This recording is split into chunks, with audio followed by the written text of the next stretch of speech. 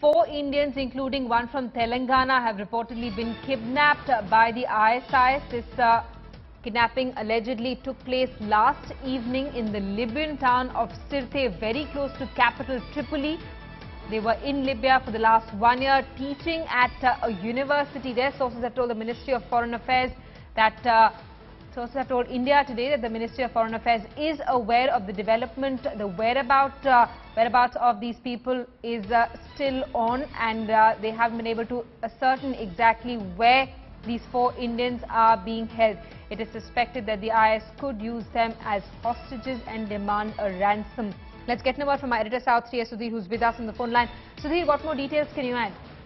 Very sketchy details at this point in time. We do know that these four people have been abducted, but what their demands are not very clear. As you mentioned, that at least some of them were involved in teaching jobs in Libya for the last 1 year. There is a local contact back home in India who has been trying to get more information. He did tell me that the government of India is aware of the situation. They're also in touch, probably is trying to open up some kind of negotiations with them for the safety of these four people. But yes, details very sketchy at the moment, and obviously we do not want to reveal the identity of the people because their relatives back home here in India are extremely anxious about their safety. Right, so these stay on with us. Let's also get a word from Smita Sharma, who's with us on the phone line. Smita, what's the word coming out of the External Affairs Ministry? Well, as Sudhir just mentioned, that the MEA has been apprised of the situation there by its mission. Remember, we do have, of course, our embassy in Tripoli, but the ambassador, Azhar Khan, is essentially somebody who's also attached to the Malta post, which is the neighboring island nation on the Mediterranean coast.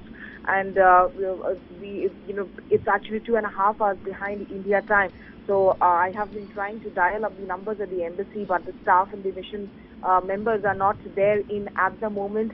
But clearly cannot reveal the identity. But also all of the families are still not in touch with MEA. MEA has, of course, it has through its resources there in the mission. It is trying to ascertain the identities of all these four people who we learned were teachers and have been in Libya for the last 1 year.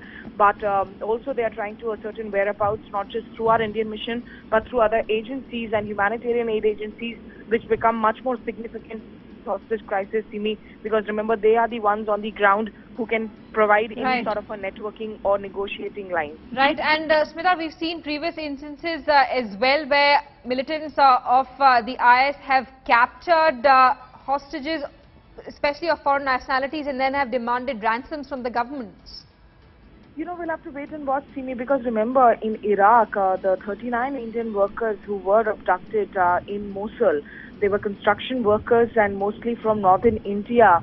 In their case, so far, had there been a ransom call, perhaps some things could have been negotiated, but these 13 Indians were actually taken hostage along with several other nationalities. And while those other nationalities were released, the Indian government still is clueless because question has been asked again and again. It's been over a year now that since those Indians are still remaining hostage, even as the other nurses were taken out from Iraq. But we are talking about the Libya area, and all this large swath of territory that is occupied by the Islamic State. So it's early to say whether this is or another. I guess we will have to be cautious at every step here. Absolutely. Sudhir, our editor South is also with us on the phone line. Sudhir, we don't still know too much about the identities of these four Indians who have been taken hostage by Islamic State militants, but we do know that one of them is from Telangana. This would, of course, create a lot of confusion, especially amongst the family members of people who've been living and working in Libya. We're going to try and reconnect with Sudhir in just a bit. I believe we've lost that connection with him. Breaking news that we're getting: 4 Indians have reportedly been kidnapped by militants of the Islamic State. These Indians had been working in Libya, teaching at a university there. We're being told that the Ministry of External Affairs has been apprised of the development.